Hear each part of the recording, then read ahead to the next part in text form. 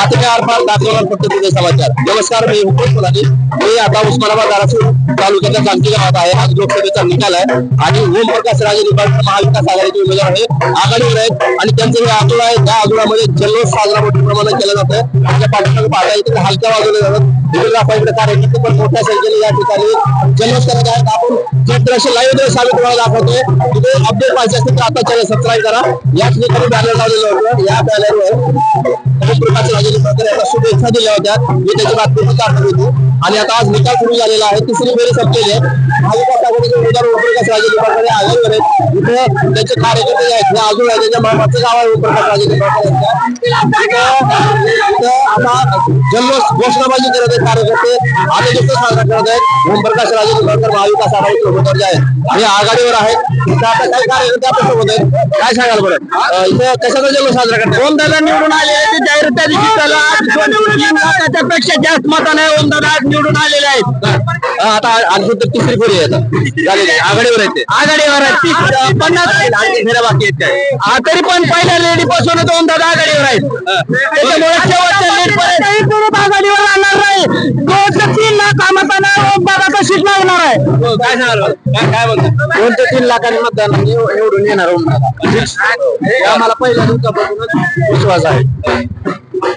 अर्चना पटलाला बी माहिती आहे की ओमदादा निवडून येणार आहे, म्हणून उत्कर्ष सध्या फिरलेली नाही ती। आणि ओमदादाचे केलेले मागचे केलेले 5 वर्षातल्या कामाची पोचपावती म्हणावं लागेल, कारण की एवढ्या आतापर्यंतच्या लोकप्रतिनिधीमध्ये सगळ्यात लोकप्रिय उमेदवार म्हणून आणि पुढील 5 वर्षात या त्याच मागच्या उमेदीनं ही सर्वसामान्यांचं काम करणार ओमदादा फक्त। आणि सर्वात भारतात सगळे लीड ओमदादा निवडून ही अपेक्षा आहे। ज्या दिवशी जाहीर झालं इलेक्शन त्याच दिवसापासून इतर नेते कामाला लागले, पण मागच्या 5 वर्षात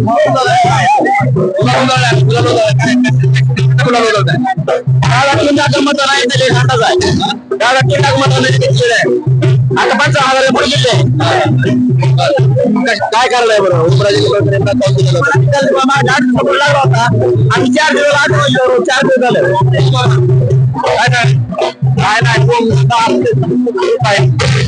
आमचं काम केलं एकदा आर्थिक घेतले आमच्या मुलीचे 30,000 भरले आणि आमच्या मुलीचं शिक्षण तिथं व्यवस्था होईना म्हणून दादा म्हणले एका फोनवर तुमचे पैसे परत दे। तुम्हाला महिना झाला ह्या पाठक आली तुझे पैसे मिळाले नाही तर पण पैसे पुन्हा परत मिळवून दिले दादानी।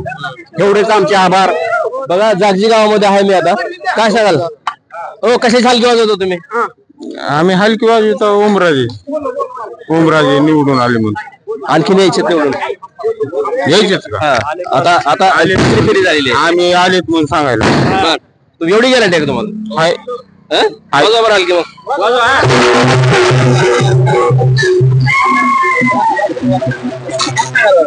काय म्हणता कशाचे निवडून कशाचा गुलाल उधळा? ओमदादा निवडून आले तर 100% यार आहेत 3 लाख मत निवडून राहते।